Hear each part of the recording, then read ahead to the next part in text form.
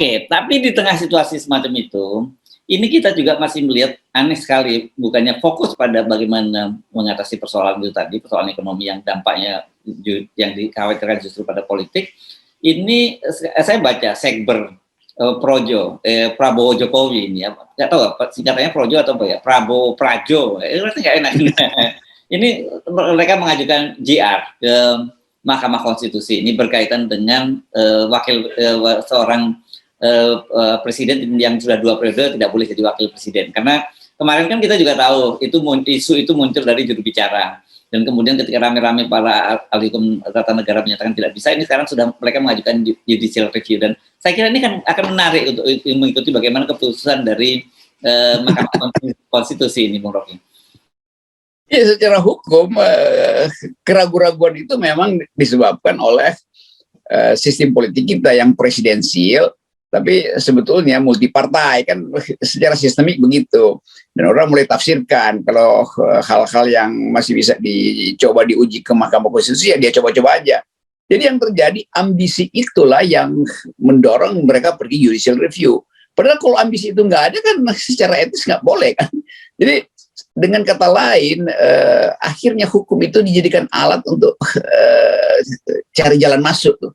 Padahal hukum itu sebetulnya adalah hal terakhir.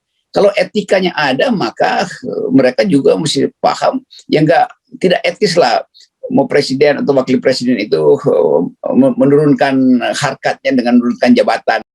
Yang menginginkan presiden itu diolok-olok lagi kan. Kan lebih berbahaya kalau Mahkamah Konstitusi mengiyakan itu lalu diolok-olok ini. Turun kelas demi menjilat dirinya sendiri. Kalau menjilat orang lain nggak apa-apa. Ini Presiden Jokowi akan dianggap menjilat dirinya sendiri. Itu juga ngaco kan. Agak lucu kan orang menjilat dirinya sendiri. Itu menurunkan derajat dia sebagai seorang nobility, sebagai seorang yang mulia, sebagai 2 kali presiden. 2 kali presiden lalu 1 kali jadi wakil presiden. Itu berarti masih bisa juga dong wakil presiden berikutnya kan. Jadi Pak Jokowi nanti akan dapat piagam dari Pak Jaya Suprana bahwa 2 kali jadi presiden dan 2 kali jadi wakil presiden kan.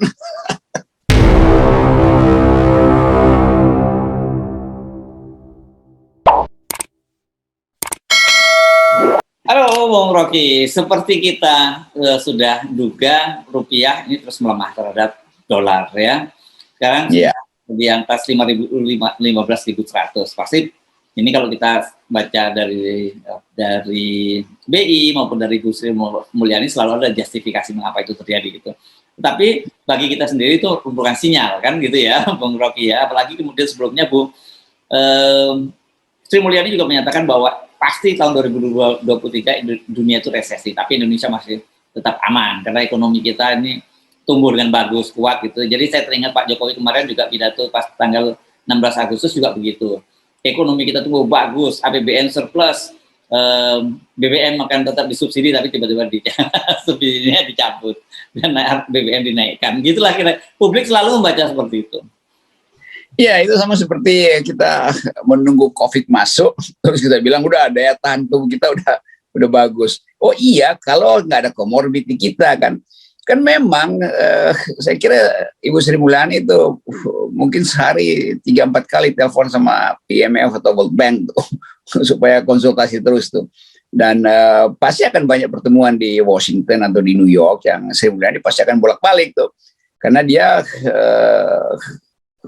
yang kita mengerti dari Sri Mulyani, yang dia ucapkan itu pasti hasil konsultasi dengan Washington atau New York tuh, lembaga-lembaga keuangan dunia. Karena itu kalau beliau mengatakan pasti terjadi krisis, ya memang pasti terjadi tuh. Yang masalahnya adalah daya tahan kita terhadap krisis itu tuh. Kalau dia cuma sekedar krisis ekonomi, ya udah itu biasalah, semua juga mengalami krisis ekonomi itu. Kalau itu jadi semacam potensi Amerika Serikat untuk mengendalikan dunia melalui dolar, karena seluruh dolar itu dipanggil pulang, suku bunga Federal Reserve dinaikkan, maka untuk mencegah inflasi yang udah mungkin akan kembali ke 2 jilid di Amerika, itu artinya potensi Indonesia lebih berbahaya dibanding negara lain tuh.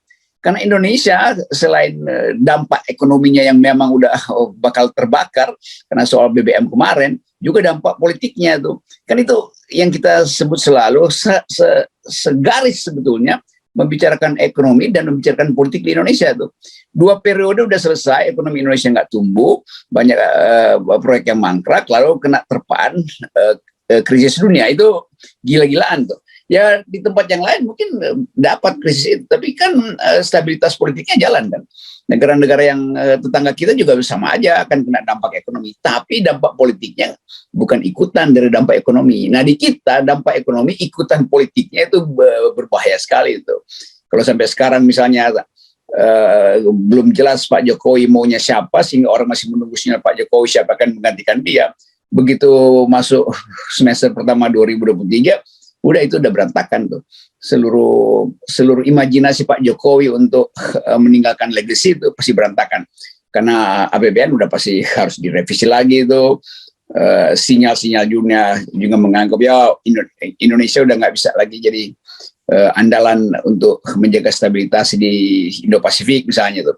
Jadi variabel-variabel itu yang saya sebut komorbid Indonesia itu lebih banyak daripada komorbid negara-negara lain yang mengalami terpaan ekonomi yang sama dengan Indonesia, karena badai global itu akan kena semua pihak. Tapi yang paling rentan adalah Indonesia yang demokrasinya juga masih sangat rapuh. Komorbidnya bukan hanya ekonomi tapi juga politik ya kalau Indonesia itu. Ya justru politiknya komorbidnya parah banget tuh. Ini jadi selama ini mungkin Sri Mulyani kalau kita ibaratkan untuk kesehatan dia salah mendiagnosa, dia hanya melihat faktor COVID-nya, tapi dia tidak melihat faktor komorbidnya. Iya itu, ya Sri Mulyani kan nggak lihat itu, dia nggak ngerti apa, atau dia mungkin abaikan bahwa Islamofobi masih jalan terus, ketegangan rasial masih ada tuh, sinisme tentang Jokowi yang masih ngotot bikin IKN dan masih ngotot ingin mengendalikan politik melalui musyawarah rakyat, melalui upaya perubahan konstitusi itu masih ada tuh. Nah Sri Mulyani kan nggak mungkin waktunya dia pakai buat menganalisis itu. Bagi Sri Mulyani saya kira dia anggap ya kalau soal utang bisalah dia nego tuh. Karena reputasi Sri Mulyani pasti diterima oleh lender, oleh para peminjam, pemberi pinjaman utang. Tapi kalau kekacauan ekonomi itu disebabkan oleh perampokan mulai dari money laundering, ngemplang pajak, lalu sogok menyogok, itu pasti Sri Mulyani nggak bisa tangan itu kan, karena itu soal politik tuh. Kalau real ekonomi ya Sri Mulyani jago lah. Oke, tapi di tengah situasi semacam itu, ini kita juga masih melihat aneh sekali, bukannya fokus pada bagaimana mengatasi persoalan itu tadi, persoalan ekonomi yang dampaknya yang dikhawatirkan justru pada politik. Ini saya baca Sekber Projo, Prabowo Jokowi ini ya, nggak tahu apa singkatannya Projo atau apa ya, Prabowo Prajo, berarti nggak enak. Ini mereka mengajukan JR ke Mahkamah Konstitusi, ini berkaitan dengan seorang presiden yang sudah 2 periode tidak boleh jadi wakil presiden, karena kemarin kan kita juga tahu itu isu itu muncul dari juru bicara, dan kemudian ketika rame-rame para ahli hukum tata negara menyatakan tidak bisa, ini sekarang sudah mereka mengajukan judicial review, dan saya kira ini kan akan menarik untuk mengikuti bagaimana keputusan dari Mahkamah Konstitusi ini, Bung Rocky. Ya secara hukum keraguan-raguan itu memang disebabkan oleh sistem politik kita yang presidensial, tapi sebetulnya multi partai kan secara sistemik begitu, dan orang mulai tafsirkan kalau hal-hal yang masih bisa dicoba diuji ke Mahkamah Konstitusi ya dia coba-coba aja. Jadi yang terjadi ambisi itulah yang mendorong mereka pergi judicial review. Padahal kalau ambisi itu nggak ada kan secara etis nggak boleh kan. Jadi dengan kata lain akhirnya hukum itu dijadikan alat untuk cari jalan masuk tuh. Padahal hukum itu sebetulnya adalah hal terakhir. Kalau etikanya ada, maka mereka juga mesti paham yang tidak etis lah mau presiden atau wakil presiden itu menurunkan harkatnya dengan menurunkan jabatan. Yang pertama kali dia terima dapat raport semuanya biru, sekarang dapat raport 2 merah nggak apa-apa, kira-kira begitu kan. Kalau zaman dulu begitu, saya nggak tahu nih raportnya apa sekarang warnanya itu. Enggak. Ya dulu biru. Nah kalau raportnya masih biru nanti anggap itu raport buatan Demokrat tuh. Kalau merah buatan PDI angkanya. Tapi bagi kita sebenarnya senang-senang aja Bung Rocky dengan mengamati, karena kita akan mendapat indikator. Kalau kemudian tiba-tiba Mahkamah Konstitusi itu kemudian memutuskan yes, mengabulkan gugat judicial review mereka, kan kita akan tahu kemana sebenarnya arah politik kita ini. Ya kita tahu, tapi kelihatannya mahkamah jadi 2 kali konyol. Dia udah nolak judicial review kita tentang 0%, tapi dia terima yang konyol itu, yang menginginkan presiden itu diolok-olok lagi kan. Kan lebih berbahaya kalau Mahkamah Konstitusi mengiyakan itu lalu diolok-olok ini. Turun kelas demi menjilat dirinya sendiri. Kalau menjilat orang lain nggak apa-apa. Ini Presiden Jokowi akan dianggap menjilat dirinya sendiri. Itu juga ngaco kan. Agak lucu kan orang menjilat dirinya sendiri. Itu menurunkan derajat dia sebagai seorang nobility, sebagai seorang yang mulia, sebagai 2 kali presiden. 2 kali presiden lalu 1 kali jadi wakil presiden. Itu berarti masih bisa juga dong wakil presiden berikutnya kan. Jadi Pak Jokowi nanti akan dapat piagam dari Pak Jaya Suprana bahwa 2 kali jadi presiden dan 2 kali jadi wakil presiden kan. Jadi kekonyolan-kekonyolan itu terjadi justru karena Mahkamah Konstitusi tidak meloloskan judicial review yang pertama, yaitu 0%. Di situ ya mungkin Mahkamah akhirnya mulai berpikir, sialan kita kebanjiran judicial review terus nih. Kenapa menyesal kenapa nggak di awal dia putuskan aja 0%, sehingga semua orang yang mau protes macam-macam kan udah 0%, ngapain lagi sih? Kira-kira itu kan. Jadi dia nyesel sendiri nih Mahkamah Konstitusi, ya. Karena kedunguannya sendiri juga. Ya, tapi begini, meskipun ini yang mengajukan sekber Prabowo Jokowi, tapi menurut Anda apakah ini memang betul-betul inisiatif mereka? Ini yang kita sebut relawan? Enggak ya? Enggak lah. Enggak ya? Relawan ini, ya itu juga agak kurang masuk akal kalau relawan secerdas itu buat nyari pasal. Overestimate ya saya ya. Iya, itu adalah kakak pembina yang arahkan itu loh. Dan semua hal bisa terjadi juga. Kalau misalnya Pak Jokowi merasa memang lebih aman jadi wakil presiden lah, sambil menunggu cuaca politik membaik itu lalu dia mengundurkan diri misalnya, atau juga menunggu jangan-jangan nanti yang mengundurkan diri justru presidennya sehingga Pak Jokowi naik lagi jadi presiden tuh karena kecelakaan. Tapi apapun itu ethically wrong itu, nggak ada etiknya itu. Dia justru mencegah perputaran elit itu mulus. Jadi suksesi makin lama makin terganggu.